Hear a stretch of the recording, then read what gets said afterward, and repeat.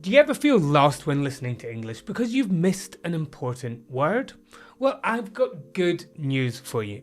You don't need to understand every single word. In fact, most native speakers don't listen for every word either.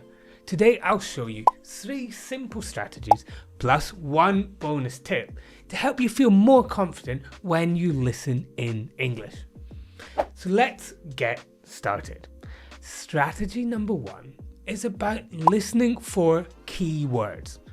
English is what we call a stress-timed language. That means we say the important words in a sentence clearly and strongly, and the rest very, very quickly. So when someone says, "I'm going to the shop to get some milk," you'll clearly hear going, shop, get, milk. Those are the important words, the ones that carry the message.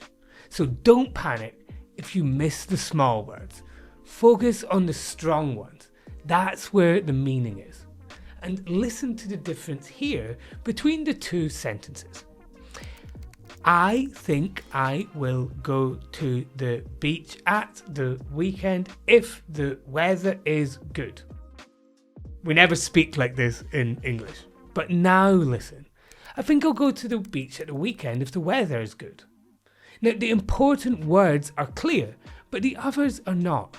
We clearly hear, I think, go beach, weekend, if weather good. And this is enough to understand the sentence. The second strategy is to use visual clues. Communication is much more than just words. Think about facial expressions. Is the speaker happy, confused, or annoyed? And what are their hands doing? Are they pointing? Are they waving? And what about body language? Do they seem relaxed or stressed? Well, visual information is a great way to fill in the gaps in what we don't understand when we are listening. And a big part of this is lip reading. Pay attention to the speaker's lips, as this often helps our brain understand what someone said, especially if what they said didn't sound clear to us. Of course, this doesn't really work if you're just listening, like on the phone or a podcast. But when you can see someone, use these clues. They're really, really powerful. And now strategy number 3, to use phonological clues. Now that's a very big word, but it just means to listen to how something is said, not what is said.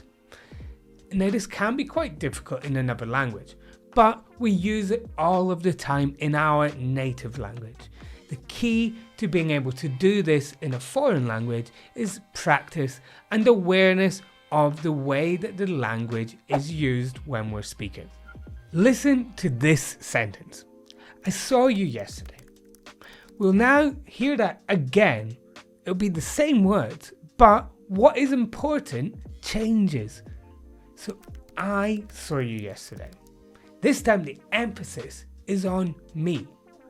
I saw you. Okay, another time. I saw you yesterday. This time the emphasis is on you, not another person. I saw you. One more. I saw you yesterday. Well, this time the emphasis is on yesterday. And it means I didn't see you today, I didn't see you last week, I saw you yesterday. Each one has a different focus. The tone is different, maybe the volume and the speed, they all change the meaning.